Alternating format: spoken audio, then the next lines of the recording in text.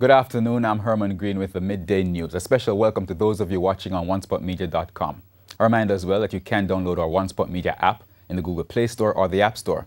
That's the number 1 followed by the word Spot Media. The Jamaica Air Traffic Controllers Association, JATCA, says the implementation of newly acquired equipment for air traffic services may not be as swift as expected. President of JATCA, Kurt Solomon, is arguing that despite a significant need for immediate implementation, certain processes must first be followed. JATCA has been highly critical of the equipment used by its members over the years, claiming repeatedly that some were obsolete. Speaking yesterday on RGR's Beyond the Headlines, Mr. Solomon confirmed that new equipment are imminent, but the implementation cannot be fast-tracked. New procedures, anything like that, all of these things have to be vetted. They have to go through safety checks and all of those things, which can be quite exhaustive. So we are going to have to find ways of doing that and remain within the rules, because there are rules and they are clear. So even though we have this situation that is upon us, primarily because we were using obsolete equipment for so long, now that we are getting the new equipment, we can't just install it and circumvent certain things in order to bring them online. And opposition spokesman on transport, Michael Phillips, has shared his views on the limitations of the explanation given by Transport Minister Mike Henry regarding the closure of Jamaica's airspace for more than 24 hours. In quite a bit of his speech, is making it an issue overall of just the lightning itself. There are concerns on, in an area like this, air traffic control, you'd expect that there's a backup system. If that backup system was there, then is it that it was down, or why did it go out at the time of the lightning strike? And also, where we asked for a fulsome report to be done on some of the things that not only what caused for everything to go down, but how is it that we can prevent also situations like this occurring again. The Transport Minister has called a press conference for 2 o'clock this afternoon to provide an update on efforts to restore normality to Jamaica's airspace. The opposition People's National Party, PNP, is calling for some fundamental adjustments to the Zone of Special Operations, ZOSO, which they deem as critical to its success. The suggested changes were listed during a tour of the zone in Mount Salem, St. James on Wednesday by opposition spokesman on security, Peter Bunting, the councillor for the division, as well as several other party representatives. Firstly, Mr. Bunting wants the selection process for a zone to be adjusted. Apparently, a number of places are being recommended, and then the National Security Council, which is primarily a political body, is selecting from amongst a group of things. We don't think that is how it should go. We think it should be driven from the considerations of the security forces, objective considerations that are not influenced by any partisan thought or advantage. For Councillor Kerry Thomas, the social intervention side of ZOSO needs to be fast-tracked to address education and employment, as well as infrastructure. Garbage collection is ongoing and sometimes lacking. Other things within the area that needs to sort it out is because you think of the walkways and the tracks that people has to walk on. We need to turn them into proper pathways, because when you think of the elderly and how they get to medical attention, it's always 4 or 5 people have to lift them out of these lanes to take them to get to a car in order to get to the doctor or the hospital or wherever. So from the physical infrastructure side, there are significant social interventions that are needed.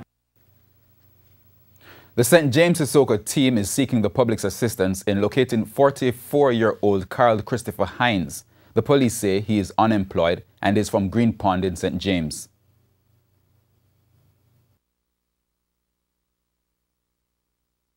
Mr. Hines is wanted by the Sissoko team for sexually assaulting a child.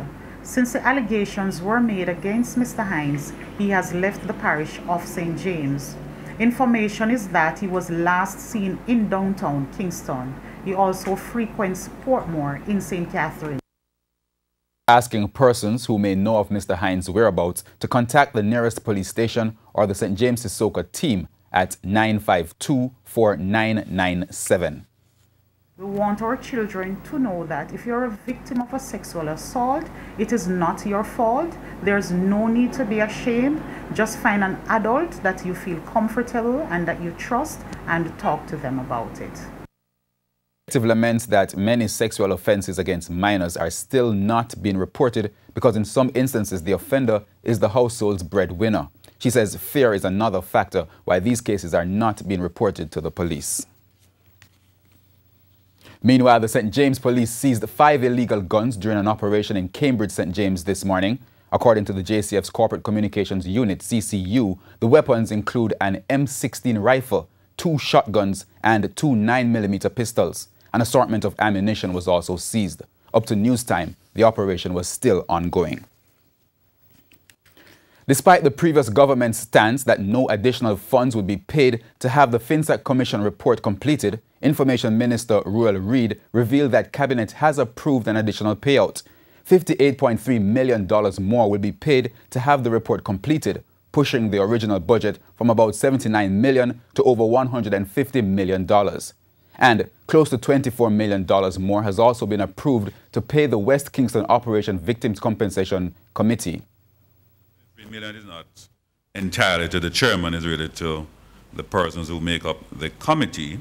And what we have with these unfortunate committees is that the body of work is such that when they cost the man hours and the volume of work, they can't complete because all you do is a forecasted timeline. It's not an exact science.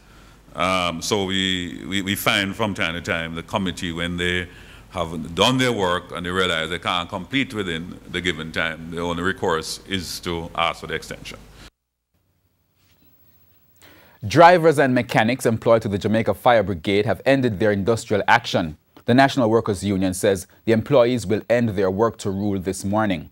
This is pending a meeting with officials of the Ministry of Local Government and the board of the Jamaica Fire Brigade. The decision was made after Local Government Minister Desmond McKenzie contacted the union. He has instructed a team led by his permanent secretary to meet with the parties to settle the matter. The drivers and mechanics went on work to rule Monday following a dispute with the Fire Brigade's management regarding the 2015-2017 wage negotiations. The Wesleyan Holiness Church in Little London, Westmoreland recently donated water tanks to institutions in the parish. The church donated a 440-gallon water tank to the Little London High School as well as the Little London Health Centre. Vice Principal of the Little London High School, Terry James, was grateful for the gift.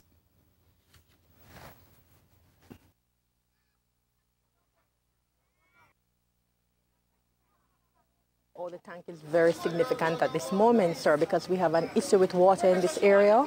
So this will be very beneficial to the school. We can get a chance to store water so that our students can have it to use. Parish Administrator for the Health Centre, Claudia Wilson, was also thankful.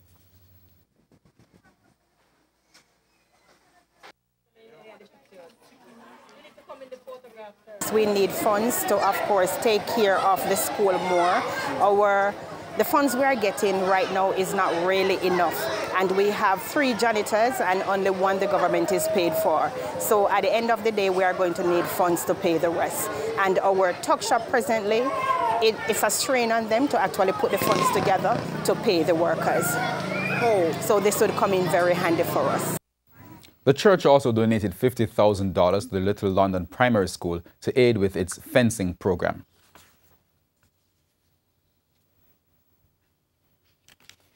And a fan was also presented to the postmaster at the community's post office.